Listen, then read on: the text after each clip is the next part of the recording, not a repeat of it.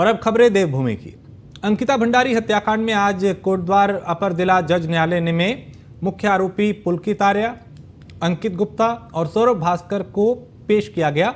इस दौरान कोर्ट ने उन पर लगाए गए आरोपों को पढ़कर सुनाया, जिसके बाद कोर्ट ने तीनों आरोपियों की जमानत याचिका खारिज कर दी। मामले में अगली सुनवाई 28 मार्च को होगी।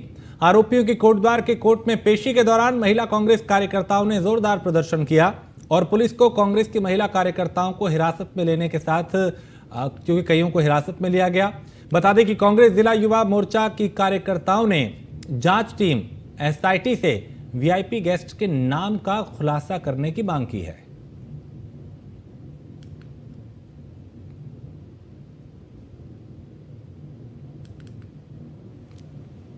और उत्तराखंड की धामी सरकार का 1 साल का कार्यकाल 23 मार्च को पूरा होने जा रहा है। सरकार से लेकर संगठन तक सरकार के 1 साल के कार्यकाल को लेकर जश्न की तरह मनाया जा रहा है उसे। और दूसरी तरफ विपक्ष सरकार के अब तक के कार्यकाल को पूरी तरह से विफल बता रहा है। रिपोर्ट देखिए। उत्तराखंड की धामी सरकार का 1 साल का कार्यकाल 23 मार्च को पूरा होने जा रहा है। सरकार से लेकर संगठन तक सरकार के 1 साल के कार्यकाल को जश्न की तरह मनाएंगे। बीजेपी ने इसके लिए बहुउद्देशीय शिविर लगा के सरकार की उपलब्धियों और योजनाओं को लेकर जनता को जागरूक करने का फैसला लिया है। पार्टी का 23 मार्च को 1 वर्ष माननीय मुख्यमंत्री जी की सरकार का हो रहा है। अभी इस दृष्टिकोण से हमने कार्यक्रम की रचना स्वरूप की है। मुख्य रूप से सरकारी कार्यक्रम रहते हैं तो भी संगठन कार्यकर्ता की सब कार्यक्रमों में सहभागिता बने। और जो जानकारी माननीय मुख्यमंत्री द्वारा दी गई है, 23 तारीख को विकास पुस्तिका विमोचन होगा। उसमें जो वहाँ के स्थानीय विधायक हैं उस कार्यक्रम में रहेंगे। और 24-25 तारीख को हम लोग बहुउद्देश्य शिविर प्रत्येक विधानसभा में सरकार लगाने जा रही है। हमने अपने कार्यकर्ताओं से कहा है कि उस बहुउद्देश्य शिविर में जो उसके लाभार्थी हैं और जिनको कुछ न कुछ सुविधाएं गवर्नमेंट की ओर से मिलनी है, उनको उसमें वो निमंत्रित करें, उनको लाने की व्यवस्था करें और एक भव्य कार्यक्रम प्रत्येक विधानसभा में इस रूप में हो। बता दें कि धामी सरकार ने अपने 1 साल के कार्यकाल में कई बड़े फैसले लिए, जिसके तहत सख्त नकल विरोधी कानून, राज्य आंदोलनकारियों को 10% क्षति आरक्षण को मंजूरी के साथ ही सरकार ने सख्त धर्मांतरण कानून को लागू कराया है। वहीं विपक्ष का कहना है कि सरकार का 1 साल का कार्यकाल फ्लॉप साबित हुआ है।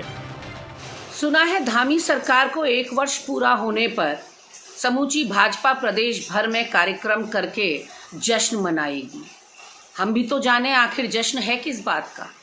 यहाँ राजधानी देहरादून में युवाओं के ऊपर लाठी चला दी गई, इस बात का जश्न है, या अंकिता हत्याकांड में अभी तक वीआईपी के नाम का खुलासा नहीं हो पाया, इस बात का जश्न है, केदार भंडारी अभी तक नहीं मिला, इस बात का जश्न है, या जोशीमठ भू धसाव में आपके कार्यकर्ताओं द्वारा राहत सामग्री की बंदर बांट की गई, इस बात का जश्न है, या फिर पूरे उत्तराखंड को भूमाफियाओं को गिरवी रखने का जश्न है, या खनन माफियाओं के द्वारा यहाँ की नदियां, नाले, खाले सब चीर देने का जश्न है। जश्न आखिर है किस बात का कि आपके भारतीय जनता पार्टी के जो पदाधिकारी हैं एक के बाद एक यहाँ के भर्ती घोटालों में संलिप्त पाए जा रहे हैं। जश्न इस बात का है, या आपके 6 पार्षदों ने अंसल ग्रीन वैली में जो सत्ता का नंगा नाच दिखाया, जश्न इस बात का है। धाकड़ धामी का 1 साल पूरा हो रहा है, लेकिन 1 साल में क्या उपलब्धियां हुई है, जिस तरह से सरकार शोर मचा रही है, वो हमें एकदम ऐसा लग रहा है कि वे हमारी जनता के साथ बहुत बड़ा मजाक कर रहे हैं। अगर हम शिक्षा, स्वास्थ्य और रोजगार की बात न करें, जो कि बहुत प्रमुख मुद्दे हैं इस राज्य के, ज्वलंत मुद्दे हैं, तो जो तत्कालीन मुद्दे हैं इस राज्य के, वो भी ये सरकार हल नहीं कर पाई। आप ये देखिए किस तरह से यहाँ का युवा सीधा सीधा नशा के गिरफ्त में जा रहा है और जो ड्रग माफिया है वो पूरी तौर से उत्तराखंड में अपने पांव जमा चुका है। यहाँ पे आपने देखा कि सीएजी की रिपोर्ट हमें शर्मसार कर रही है कि सीधा सीधा खनन में सरकारी डाका पड़ रहा है। इन तमाम सवालों के लिए अंकिता हत्याकांड में वीआईपी बताने में क्यों कतरा रही है सरकार? बेरोजगारों का जो एक मांग थी कि हमें न्याय संगत भर्ती 22 साल में नहीं मिली है, इसके लिए सीबीआई इंक्वायरी करो, वहां भी तुम पीठ दिखा रहे हो। देखिए, सरकार 1 साल की उपलब्धि का जश्न मनाने जा रही है कि सरकार बने हुए 1 साल होने जा रहा है। तो हम सरकार से कुछ हमारे सवाल है, जनहित के सवाल है, उन्हें पूछना चाहते हैं कि क्या सरकार उन चीज़ों को लेकर जश्न मनाना चाहती है? क्या यहाँ के युवाओं को रोजगार मिल गया उसका जश्न मनाना चाहती है? यहाँ की महिलाओं को आत्मनिर्भर बना दिया उसका जश्न मनाना चाहती है? प्रदेश का पलायन रुकने में क्या काम किया, क्या उसका जश्न मनाना चाहती है? आज सीबीआई जांच नहीं हो पा रही है, हमारे युवाओं के जो ऊपर लाठीचार्ज हुआ, क्या उसका जश्न मनाना चाहती है? और सबसे बड़ी बात कि क्या इस प्रदेश में लोकायुक्त नियुक्त कर दिया इस प्रदेश सरकार ने? बहन अंकिता भंडारी के उस वीआईपी का क्या नाम बता दिया? तो ये सरकार की तमाम ऐसी उपलब्धियां हैं जिनके विषय में वो 1 साल का जश्न मनाने जा रहे हैं। तो हम पूछना चाहते हैं उनसे कि क्या सरकार ने वो सब काम कर दिए? क्या स्मार्ट सिटी के नाम पर जो घोटाला हुआ क्या उसकी जांच हो गई? जितनी जांचें ठंडे बस्ते में पड़ी है लोकायुक्त का ना होने के कारण, क्या सरकार की यही उपलब्धियां हैं? किसी भी सरकार के आकलन के लिए 1 साल का कार्यकाल बहुत अधिक नहीं होता, लेकिन फिर भी सरकार की दिशा और दशा का आकलन तो किया ही जा सकता है। सीएम धामी ने कम उम्र का होने के बावजूद भी अपने विरोधियों को पीछे छोड़कर हर किसी के दिल में जगह बनाई है। देहरादून से न्यूज़ 1 इंडिया के लिए शहबाज हुसैन की रिपोर्ट। और पूर्व मुख्यमंत्री और हरिद्वार सांसद रमेश पोखरियाल निशंक ने धामी सरकार के बजट की तारीफ की है। निशंक ने कहा कि प्रदेश की सरकार ने आम जनता को ध्यान में रख के बजट बनाया है, जिसमें हर वर्ग का ख्याल रखा गया है। उन्होंने कहा कि शिक्षा, स्वास्थ्य और रोजगार पर धामी सरकार ने विशेष ध्यान दिया है। बता दें कि प्रदेश सरकार के बजट के प्रचार प्रसार के लिए बीजेपी प्रदेश भर में प्रेस कॉन्फ्रेंस कर बजट की तारीफ कर रही है। और इसी कड़ी में रमेश पोखरियाल निशंक ने देहरादून बीजेपी प्रदेश कार्यालय में प्रेस कॉन्फ्रेंस कर धामी सरकार के बजट की तारीफ की। एक ऐतिहासिक बजट भी बोल सकते हैं, और इस बजट को जो देश के प्रधानमंत्री ने कहा कि अगला 10 वर्ष, ये जो अगली 10 वर्षों का काल रहेगा वो उत्तराखंड का होगा। और ये भी कह सकते हैं कि 2025 में जिस तरीके से देश को एक आदर्शतम राज्य देने की कोशिश राज्य की है, हमारी सरकार की है, हमारे प्रदेश के मुख्यमंत्री पुष्कर सिंह धामी जी की है, उसका कहीं ना कहीं इस पूरे बजट में एक बिंब दिखाई देता है। सबसे अच्छी बात तो ये है कि ये बजट पहले के बजट की अपेक्षा और दूरगामी, दूरदृष्टि और सबका साथ, सबका विकास के रास्ते से हो करके गुजरने वाला सबका प्रयास और सब के साथ का जो मिल कर के आगे बढ़ने का, रोजगार परक होने का जो बजट है, और वो उसमें बहुत कुछ संभावनाएं हैं।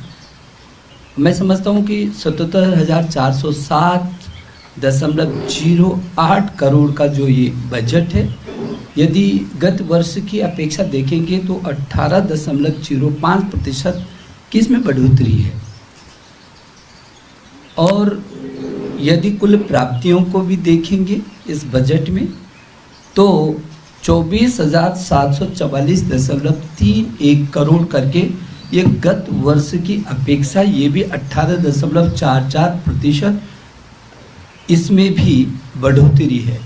जो राज्य के स्वयं के संसाधन हैं उसमें भी ज़बरदस्त तरीके से बढ़ोतरी की है। BM जो एक्ट कहता है तो उसके तहत भी यदि आप देखेंगे तो ये जो राजस्व सरप्लस जो है 4,309.55 करोड़ का जो अनुमानित लगाया है, तो वो गत वर्ष मुझे लगता है कि 2,600 करोड़ के करीब था, ये भी बढ़कर के हुआ है। तो ये सरप्लस बजट हो गया और पूंजीगत परिव्यय में भी उसी अनुरूप उसकी वृद्धि है। यदि मोटा मोटा आंकड़ों के हिसाब से हम कहेंगे तो ये जिस तरीके का बजट बनाया गया है, जिस तरीके से योजनाओं को समाहित किया गया है, वो बहुत अच्छा है। अगले बजट में 57,057 करोड़ का राजस्व प्राप्ति का जो अनुमान है, और जो चालू वित्तीय वर्ष में 51,474 करोड़ का राजस्व प्राप्तियों का, जो कि अभी ये चालू वर्ष चल रहा है, लेकिन मोटा मोटा यदि इसको भी देखेंगे तो ये भी राज्य सरकार की जो अपनी महत्वाकांक्षा है और जिस तरीके से उसका टारगेट है, वो ये साबित करता है कि राज्य सरकार अपने संसाधनों को भी पूरी ताकत के साथ बढ़ाने पर पूरा प्रयत्न कर।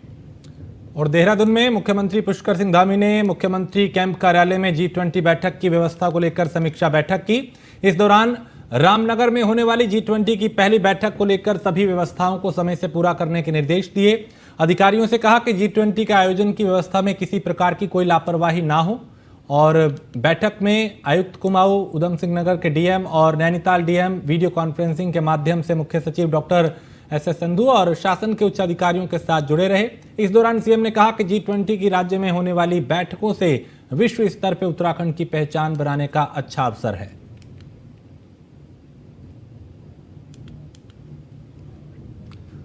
दिनेशपुर नगर पंचायत चेयरमैन सीमा सरकार के आवास पर बीजेपी के द्वारा राष्ट्रपति के अभिभाषण विषय पे शक्ति केंद्र सम्मेलन का आयोजन किया गया। इस दौरान कार्यक्रम के मुख्य अतिथि बीजेपी के जिला अध्यक्ष गुंजन सुखीजा रही। कार्यक्रम में राष्ट्रपति के अभिभाषण को पढ़ के सुनाया गया। इसके अलावा बीजेपी द्वारा किए गए कामों को भी बताया गया। राष्ट्रपति का अभिभाषण पढ़ा गया। आज शक्ति केंद्र प्रभारी का सम्मेलन था। आज बड़ी खुशी की बात है कि यहाँ पे मेरे निवास पर राष्ट्रपति का अभिभाषण पढ़ा गया। जो संसद में पेश हुआ था उसको जो है कार्यकर्ताओं के सम्मुख ये रखा गया और कार्यकर्ता बहुत खुश थे क्योंकि इस देश के प्रधानमंत्री ने जो कार्य किए हैं उस कार्य को विभिन्न तरीके से यहाँ पेश किया गया। प्रत्येक शक्ति केंद्र पर लगभग 200 की संख्या का एक कार्यक्रम होना है और जिसमें महामहिम राष्ट्रपति जी का अभिभाषण हमारे 4 कार्यकर्ताओं द्वारा पढ़ा जाएगा। यानी कि हमारे देश के यशस्वी प्रधानमंत्री नरेंद्र मोदी जी का जो 9 वर्ष का कार्यकाल है, उनकी जो उपलब्धियां हैं, उनको हमारे 4 कार्यकर्ताओं के माध्यम से शक्ति केंद्र के कार्यकर्ताओं तक, शक्ति केंद्र के लोगों तक पहुंचाया जाएगा। और उत्तराखंड में भी मौसम का मिजाज बदल चुका है। देहरादून में शुक्रवार रात से रुक रुक कर बारिश हो रही है, जिससे सामान्य जनजीवन भी प्रभावित हुआ है। उत्तराखंड मौसम विभाग के मुताबिक अगले 48 घंटों तक मौसम का मिजाज बदला रहेगा। पर्वतीय क्षेत्रों में हल्की बर्फबारी और ओलावृष्टि हो सकती है, तो मैदानी इलाकों में हल्की बारिश रहेगी। मौसम विभाग के मुताबिक 3000 मीटर से अधिक ऊंचाई वाले स्थानों पर हल्की बर्फबारी, बारिश और ओलावृष्टि की संभावना है।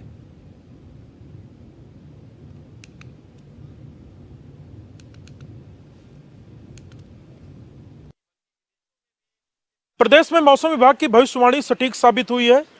उत्तराखंड प्रदेश के मैदानी जिलों में जहां बारिश तो पर्वतीय ऊंचाई वाले इलाकों में बर्फबारी और ओलावृष्टि ने सामान्य जनजीवन को बुरी तरह प्रभावित किया है। खेती किसानी इससे जहां प्रभावित हुई है, वहां पहाड़ के कई रास्ते भी बंद हुए हैं।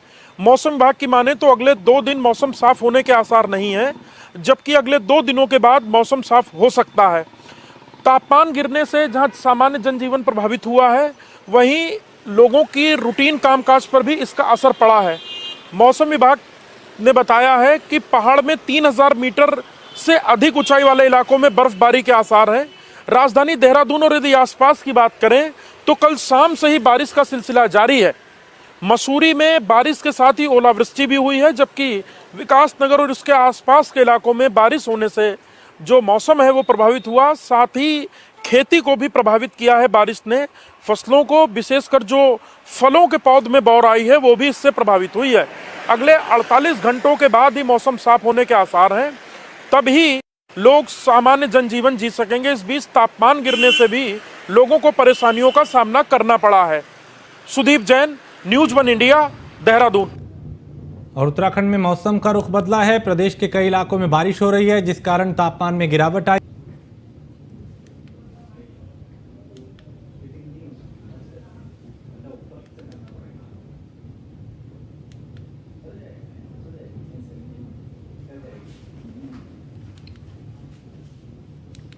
और लक्सर में हुए मूसलाधार बारिश और तेज आंधी के चलते कई जगह नुकसान खेती को पहुंचा है, फसलों को पहुंचा है और सरसों की फसल को काफ़ी नुकसान पहुंचा है। इस वजह से किसानों के चेहरों पर चिंता की लकीरें हैं। उधर कृषि विभाग के अधिकारियों का कहना है कि बारिश से अभी किसी प्रकार का नुकसान होने की जानकारी नहीं मिली। कृषि विभाग और तहसील प्रशासन द्वारा बारिश से हुए नुकसान का सर्वे कराया जाएगा। जिले भर में किसानों की जो फसलें हैं उनको काफ़ी नुकसान इस बेमौसम बरसात ने पहुंचाया है।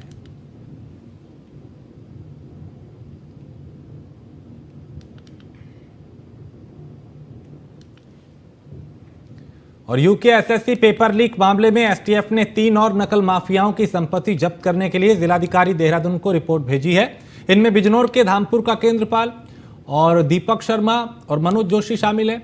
केंद्रपाल की 73 लाख रुपए की संपत्ति पाई गई है। दीपक शर्मा की 40 लाख रुपए और मनोज जोशी की 11 लाख रुपए की संपत्ति अर्जित की गई है। ये चल और अचल दोनों प्रकार की संपत्तियां शामिल हैं।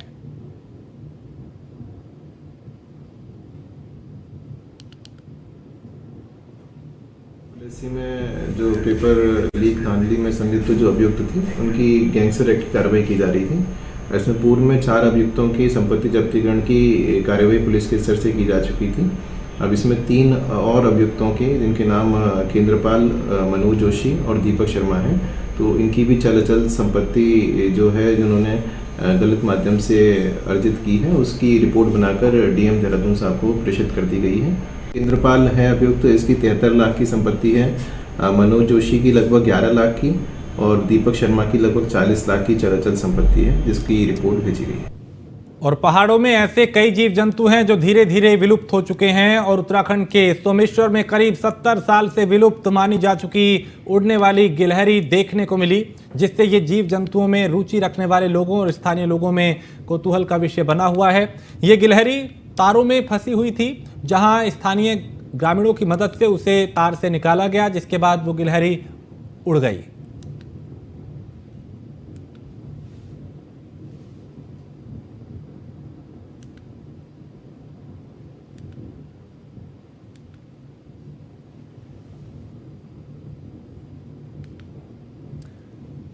और जल संस्थान अब पानी कनेक्शन की चोरी करने वालों पर नकेल कसने जा रहा है। बता दें कि सचिव प्रशासन सत्येंद्र कुमार गुप्ता ने जानकारी दी और कहा कि विभाग ने विजिलेंस सेल का गठन किया है, जिसके चलते पानी के कनेक्शन की चोरी करने वालों पर शिकंजा कसा जा सकता है। हालांकि अधिशांसी अभियंता और डिवीजन स्तर पर समय समय पर निगरानी की जाती है और पानी कनेक्शन की चोरी करने वाले तत्वों पर कार्रवाई भी की जाती है। लेकिन अब विजिलेंस सेल के गठन से पानी कनेक्शन की चोरी पर काफी हद तक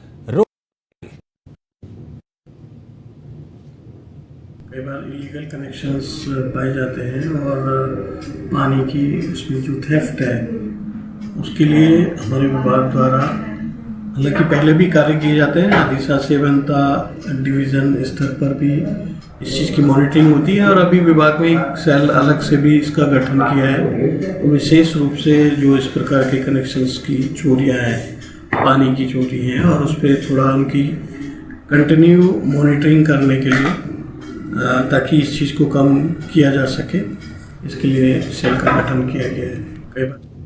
और जिलाधिकारी वंदना ने मल्ला महल में चल रहे निर्माण कार्य का निरीक्षण किया। इस दौरान डीएम ने कार्यदायी संस्था के अधिकारियों को पहले चरण के निर्माण कार्यों में तेजी लाने के निर्देश दिए और डीएम ने कहा कि मल्ला महल में फेज 1 के निर्माण कार्य पूरे होने के बाद फेज 2 में तेजी लाई।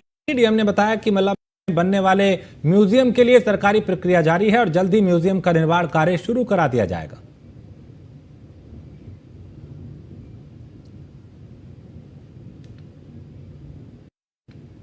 मल्ला महल का कार्य काफ़ी लंबे समय से फेज़ 1 का कार्य यहाँ चल रहा है, जिसका रूटीन इंस्पेक्शन समय समय पे यहाँ हम लोग करते रहते हैं। पिछली बार जो निरीक्षण किया था उस वक्त फेज़ 1 के कार्य की प्रगति थोड़ा धीरे थी।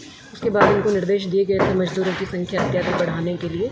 अभी विभाग के द्वारा इसमें कुछ प्रगति लाई गई है।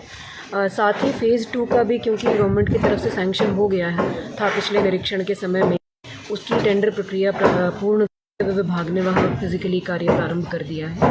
म्यूजियम का काम जो होना है उसका भी लगभग प्रोक्योरमेंट प्रोसेस अभी अंतिम चरण में है। उसके बाद इसको भी हम पैरेलली। और जमीन के फर्जी कागज तैयार कर बैंक से ऋण लेने के मामले में पुलिस ने एक नटवर लाल मनोज मंडल को गिरफ्तार किया है। पुलिस 2 साल से आरोपी की तलाश कर रही थी। बताया जा रहा है कि आरोपी ने Shriram finance company, Rampur road, Haldwani, UCO bank, Rudrapur और उत्तराखंड ग्रामीण बैंक शाखा गदरपुर से फर्जी तरीके से कर्ज लिया था।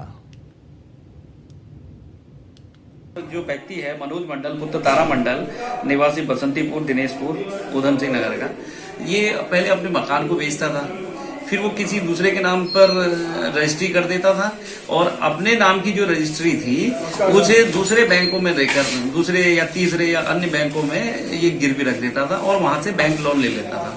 इस प्रकार से ये बैंकों को भी और अन्य जो लोग हैं जो इसके झांसे में आ जाते थे उन्हें भी ये प्रताड़ित करता था और आर्थिक रूप से उन्हें नुकसान पहुंचाता था, क्योंकि प्रॉपर्टी बैंक अपने कब्जे में कर लेती थी और जो लेने वाला था उसको कुछ नहीं मिलता था लास्ट में। तो इसका तलाश सुराग रची पता रची जारी करते हुए इसे कल हमने गिरफ्तार किया है और आज इसे माननीय न्यायालय के सम्मुख पेश किया है। आज़ादी के अमृत महोत्सव के अंतर्गत एमएससी की तरफ से सिडकुल में 2 दिवसीय विक्रेता विकास कार्यक्रम का आयोजन किया गया। कार्यक्रम के समापन के मौके पर सिडकुल के क्षेत्रीय प्रबंधक सन्नी चौहान ने बताया कि कार्यक्रम में 49 इंडस्ट्रीज पहुंची, जिसमें से 18 इंडस्ट्रीज ने अपने स्टॉल लगाए थे। वहीं एमएससी की योजनाओं का लाभ इंडस्ट्रीज को मिल रहा है।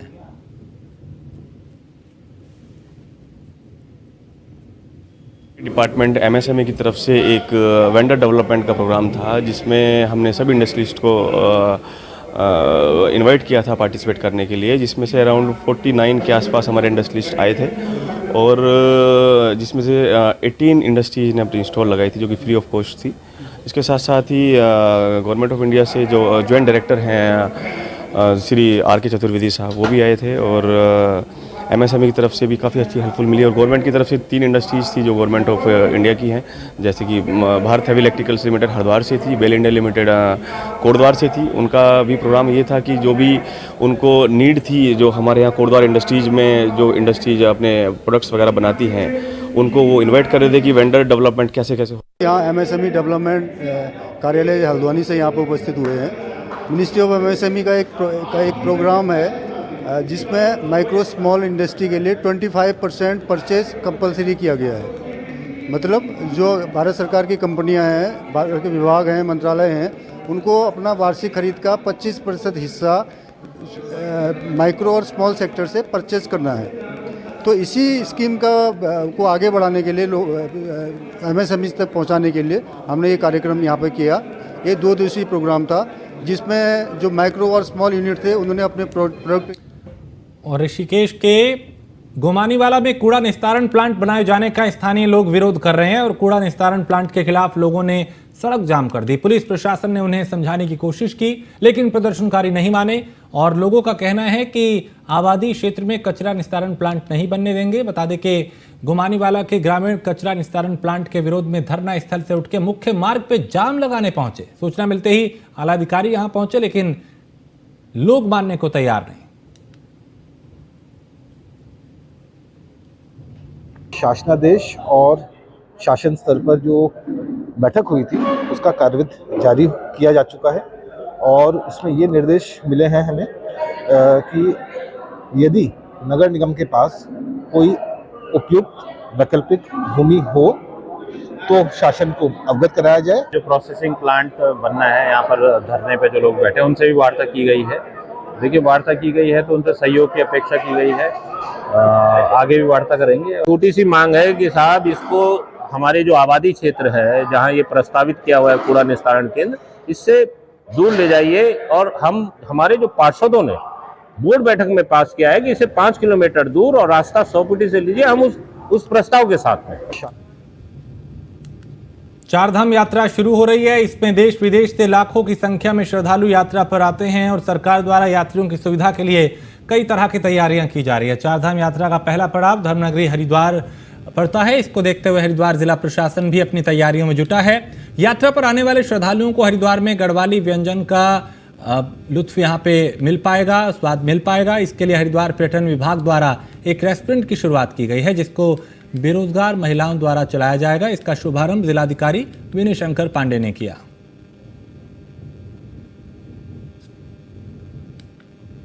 पर्यटन विभाग का ये राही मोटल है और आप लोगों को पता होगा कि पहले यहाँ काफ़ी कूड़े के ढेर और गंदगी रहती थी और बड़ा अभिनव प्रयास किया है।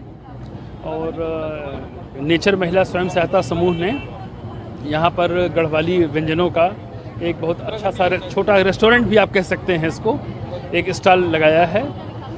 10 महिलाओं को इसमें प्रत्यक्ष रूप से रोजगार मिल रहा है। साथ ही साथ हमारे पहाड़ के व्यंजनों का इसका प्रचार प्रसार भी अच्छा होगा और इन महिलाओं की इनकम भी बढ़ेगी। पर्यटन विभाग का ये